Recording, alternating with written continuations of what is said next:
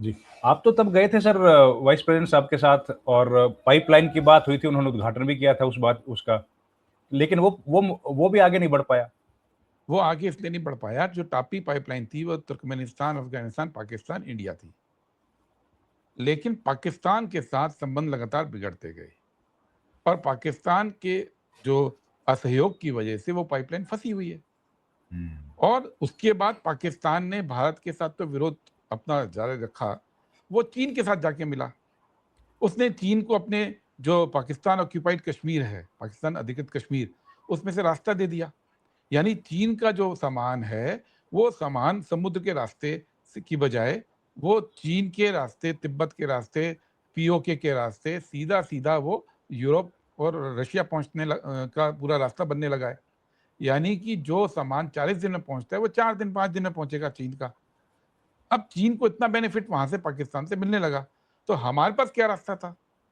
हम ईरान के पास गए, हमने ईरान के साथ रास्ता ढूँढा और हमने चाबहार के रास्ते से जो रास्ता बनाया, वो पाकिस्तान के अंदर से 1 भी किलोमीटर नहीं जाता है। उसमें पाकिस्तान के ऊपर कोई हमारी डिपेंडेंस नहीं है, पाकिस्तान की परमिशन नहीं चाहिए। वो रास्ता हमने चीन के जवाब में ईरान के थ्रू बनाया और उस रास्ते पे जब चाबहार पोर्ट का एग्रीमेंट हुआ, तो प्रधानमंत्री मोदी ने उसको अपने काल की सबसे बड़ी सफलता खुद बोला ना टीवी पे। बोला, अब बोला सर, बोला अचानक से बार-बार। दबाव के अंदर आपने वो रास्ता छोड़ दिया है। उस रास्ते बनाने की जो पहली मीटिंग हुई थी सन 2000 में हुई थी। 25 साल लगे हैं उस पूरे कॉन्सेप्ट को डेवलप करके ज़मीन पे उतारने में और आपने वो छोड़ दिया।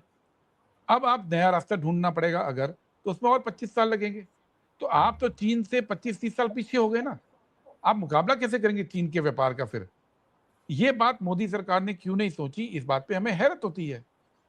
और हैरत होती है तो फिर हमको यही लगता है कि ऐसा नहीं है कि मोदी सरकार को ये मालूम नहीं था कि ईरान हमारे लिए कितना ज़रूरी है। मालूम तो है। 10 साल से 11 साल से तो मोदी सरकार ही उनसे अपने संबंध बढ़ा के रास्ते बना रही है। ये झांसे में आ गए इज़राइल के और ट्रंप के कि ये 2-3 दिन में सरकार चली जाएगी ईरान की और नई सरकार ईरान हमारे लिए काम करेगी। यहाँ पे हमको हैरत होती है कि ये सोच कैसे हो सकती है भारत की सरकार की, जबकि भारत की सरकार की फाइलों में जो विदेश मंत्रालय की फाइलें हैं, जो हमारे थिंक टैंक्स हैं, जो हमारे अपने एक्सपर्ट्स हैं, वो सब जानते थे कि ये नहीं होने जा रहा है। लेकिन ये आँखों के ऊपर पट्टी बाँध के चल दिए इज़राइल के पीछे और आज कहाँ खड़े हैं, पूरा दुनिया देख रही है। हुँ, पाकिस्तान नेगोशिएट कर रहा है और मोदी जी घर बैठे हैं। बिल्कुल। आखिरी सवाल सर यहाँ से किधर जाते हुए आप देख रहे हैं युद्ध को? अभी तो स्थिति आज जो ट्रंप ने बोला उसके बाद तो और गंभीर हो गई है। देखिए, ट्रंप को रास्ता नहीं मिल रहा है। ट्रंप को मालूम है कि वो युद्ध जीत नहीं रहे हैं। इसलिए ट्रंप जो है, वो भभकी देकर चाह रहे हैं कि वो ईरान किसी तरह बातचीत की टेबल पे आए। पर वो ईरान नहीं आएगा। आपने जिसकी पूरी लीडरशिप को समाप्त कर दिया है, वो आपकी टेबल पे नहीं आएगा। तो अब वो बार-बार धमकी ये दे रहे हैं कि भैया मैं वहाँ के पानी के प्लांट को खत्म कर दूँगा, वहाँ के इंफ्रास्ट्रक्चर को खत्म कर दूँगा और वो कर सकते हैं। जो जो पैदल सैनिक वो उतारने की बात कर रहे हैं, वो जितनी मर्ज़ी कैज़ुअल्टी अमरीकियों की होगी, वो कर सकते हैं। लेकिन इसका पूरा नुकसान जो है वो पूरी दुनिया भुगतेगी। अब ट्रंप की अपनी बातचीत में कि हमारे पास तेल है, आज उसने यूरोप को बोला ना कि या तो आप होर्मुज़ खुद खुलवाइए खुद या मेरे खुलवाई से तेल लीजिए। मतलब पहले तो भांग पूरे कुएँ में आपने घोल दी और अब आप कह रहे हैं कि अब कुएँ का भांग अलग करो, पानी अलग करो। पानी अलग अरे! ये कोई आसान है? होर्मुज़ की खाड़ी और कि अपनी अगर कोई पूरी दुनिया अपनी नेवी भेज भी दे, तब भी नहीं हो सकता है। आपको मालूम है बहुत सालों से आप सोमाली पायरेट्स की हाँ बात जी, सुनते हैं। पायरेट्स। बिल्कुल सर। तो सब मिलके वो तो रोक नहीं पा रहे इतने सालों से, हुँ, ठीक है? तो इतनी बड़ी सेना को आप कैसे खाड़ी को मुक्त कर दोगे? अब समस्या ये है कि ट्रंप ये जो बोल रहे हैं कि हमसे तेल लो, तेल तो उसके पास है, लेकिन उसकी अपनी जनता को इस साल खाद की प्रॉब्लम आने वाली है, हुँ। क्योंकि उनके यहाँ फॉस्फेट्स होता है, सल्फर तो वो यहीं से लेता है अमेरिका। बिल्कुल सर। जब सल्फर यहाँ से ले रहा है तो वहाँ के किसानों को हमारे किसानों को तो दिक्कत आ रही है। अमेरिका के किसानों को भी इस साल खाद की प्रॉब्लम बड़े पैमाने पे आने वाली है। फिर दवाइयों की प्रॉब्लम आने वाली है अमेरिका को। 50% दवाएं तो भारत से जाती हैं, जेनरिक दवाएं, और उन 50% दवाओं का 99% जो प्रोडक्शन है वो खाड़ी से आने वाले पेट्रोलियम प्रोडक्ट पे है। क्योंकि आपकी क्रोसिन हो, आपके मेटफॉर्मिन हो, आपकी बीपी की दवा हो, आपके ये सब के सब पेट्रोलियम बाई प्रोडक्ट से बनती है। दुनिया को ये मालूम नहीं है शायद। तो जब भारत में फार्मा प्रोडक्शन बंद होगा तो दवाओं की कमी तो अमेरिका में भी होगी, और ये पूरी दुनिया में होगी। पूरी दुनिया ऊर्जा की कमी, दवाइयों की कमी, खाद की कमी, आर्टिफिशियल इंटेलिजेंस के लिए जो हीलियम चाहिए उसकी कमी, जो अलग अलग, मतलब यहाँ तक कि आप ये देखिए, और 2-3 हफ्ते की बात है, आपके जो सरकारी अस्पताल यहाँ पे हैं या अमेरिका के अस्पताल हैं, उनके एमआरआई मशीनें काम करना बंद करेंगी आधी से ज़्यादा, क्योंकि जो पुरानी मशीनें हैं उनको हीलियम चाहिए, हीलियम यहीं से आता है। ओह! इसका असर कहाँ-कहाँ होने वाला है, ये आकलन तो अभी पूरी दुनिया ने किया ही नहीं है, क्योंकि पूरी दुनिया कनेक्टेड है, और राइट। ये असर ट्रंप की अमेरिका पे भी पड़ने वाला है। ये केवल ऐसा नहीं कि बाकी दुनिया भुगतेगी, उनके इस जो बेफुकाना कदम से पूरी दुनिया के साथ-साथ अमेरिकी जनता भी भुगतेगी, और ये पूरे के पूरे जो महँगाई बढ़ेगी, जितनी दवाओं का संकट आएगा, पैकेजिंग का संकट आएगा, टेक्नोलॉजी का संकट आएगा, वो सबको झेलना पड़ेगा। और आज उन्होंने क्लियर कर दिया कि अभी 2-3 हफ्ता और चलाने की बात कर रहे हैं। अब वहाँ के लोगों का प्रेशर पड़े। अच्छा, वो एक और बात चाह रहे हैं, वो ये चाह रहे हैं कि मैं जो कुछ कर रहा हूँ उसको आप मेरी जीत मान लो। हुँ। मतलब हो कुछ भी रहे, लेकिन आप ये मान लो कि मैं जीत गया। जीत गया। अब तो जब जब वियतनाम का युद्ध चल रहा था रविंद्र जी, तो वहाँ 5 बजे अमेरिका के अंदर प्रेस कॉन्फ्रेंस हुआ करती थी, ओह! और उसमें वो झूठे दावे करते थे हम जीत रहे, जीत रहे। तो अगर आप गूगल करेंगे उसमें लिखा होता है 5 पीएम फॉली, यानी 5 बजे की गलतियाँ। तो राइट। ये अब 9 बजे का जो ट्रंप ने कल बोला है ना कि हम जीत रहे हैं और हमारे कंट्रोल में सब कुछ है, इसको इतिहास में 9 पीएम फॉली के रूप में जाना जाएगा, कि आप जो सही झूठ बात। बोल रहे हैं। वियतनाम में तो चल गया था, तब तो इतना मीडिया नहीं था, सोशल मीडिया नहीं मीडिया नहीं था, था। तो आप छुपा गए। जब तक कि आपके 60,000 लोग नहीं मर गए, आप देश से छुपाए रहे 20 साल तक अपनी स्थिति। यहाँ तो आप छुपा नहीं सकते हैं, ये तो पूरी दुनिया देख रही है।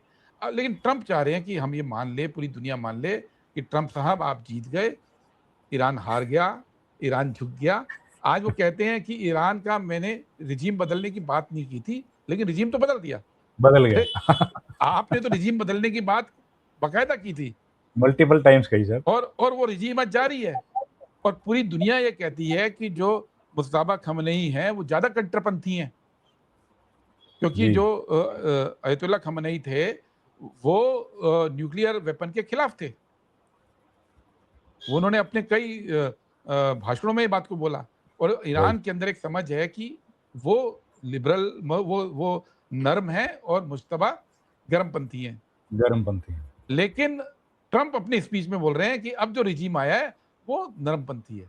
मतलब दुनिया को आप उल्टा पाठ पढ़ाना चाहते हैं, तो उल्टा पाठ आप कैसे पढ़ाएंगे? दुनिया तो समझेगी नहीं ना। आपने बोल दिया कि भैया पूरे हमारे जो गोल्स हैं पूरे अचीव हो गए। आप करने क्या गए थे?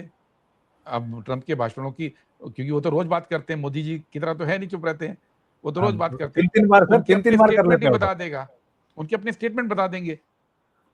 और ईरान खड़ा है, ईरान इतनी जल्दी वो, मतलब उस देश के अंदर जो मिट्टी है उसके अंदर एक 2-3 मूल्य हैं रविंद्र जी। एक मूल्य है उनके यहाँ शहादत का और कुर्बानी का। वो उस मिट्टी से उपजी है जो कुर्बानी और शहादत की परंपरा है। अमेरिका के अंदर अगर 1000 सैनिक खर्ग आइलैंड में मर गए, तो वहां पे हंगामा मच जाना है। इजराइल के 1000-2000 सैनिक मरेंगे, हंगामा मचेगा। ईरान के अगर लाख भी मरेंगे ना, तो वो उसको कुर्बानी के रूप में अपनी उपलब्धि मानेंगे। ये सही बात। फर्क है दोनों देशों के अंदर। और वो अमेरिका अमेरिका ये ट्रंप ये सोचते हैं, अरे भाई आप फंस गए हैं, समझौता कर लो। ईरान समझौता नहीं करेगा, क्योंकि ईरान के अंदर जो समझ है, जो वो कहते हैं कि दुख सहने की क्षमता उसको बोलते हैं वो, कि अपनी मिट्टी के लिए दुख सहने की अपार क्षमता, वो उनकी फिलॉसफी का हिस्सा है। Right, right. इसलिए इसीलिए जब उन पे 40 साल सैंक्शन लगे ना, तो उन्होंने हिम्मत नहीं हारी। वो आज अमेरिका को हराने की स्थिति में पहुंच गए, क्योंकि वो दुख सहने की उनके अंदर क्षमता, उनकी फिलॉसफी के अंदर है। और ये फिलॉसफी ट्रंप समझ नहीं सकते हैं। ट्रंप की सोच तो सीधे लेन देन वाली है कि भैया मेरा काम करो, पैसे लो। ईरान ये सोचता है कि उसके यहाँ जो भी फैसला हो, जो भी वो काम करे, जो भी उनके यहाँ पॉलिसी बने, वो ये नहीं देखते कि आज असर क्या होगा। वो ये देखते हैं कि वो हमारी 3000 साल की सभ्यता के हिसाब से फिट है कि नहीं है, और वो अगले 100 साल में, अगले 200 साल में, अगले 500 साल में क्या असर डालेगा, ईरान उसके हिसाब से फैसले करता है। ये 2 अलग-अलग सोच हैं। ईरान के अंदर हमारे यहाँ जिसको तपस्या बोलते हैं, उसको वो वहाँ पे वो फीलिंग उनके यहाँ है कि आप तप कर रहे हैं एक बड़े अचीवमेंट के लिए। तो वो अमेरिका और ख़ास तौर पे ट्रंप समझ ही नहीं सकते हैं। दुःख ये है कि यही सोच मोदी जी की भी है, अमित शाह की भी है, वो भी इसको नहीं समझ पाते हैं। इसलिए वो ईरान को समझ नहीं पाए और इज़राइल की तरफ हो गए। बिल्कुल, ये बड़े इंपॉर्टेंट आपने बात, और यही सर सबसे बड़ा डिफरेंस है मुझे लगता है सभ्यता में और मुल्क में। एक कंट्री है, वो इतनी लंबी चौड़ी सभ्यता है। तो बहुत-बहुत धन्यवाद सर, आपने समय दिया और वाक़ई में बहुत शुक्रिया रविंद्र। इंपॉर्टेंट, बहुत महत्वपूर्ण बातें आपने बताई। केवल सांस्कृतिक नहीं, बल्कि ये जो दवाई वाली बात है, देखिए ये भी अभी आई नहीं है सर डिस्कशन में। बड़ी इंपॉर्टेंट बातें आपने बताई। Thank you so much sir. Thank you Ravindra ji, thank you. Thank you sir.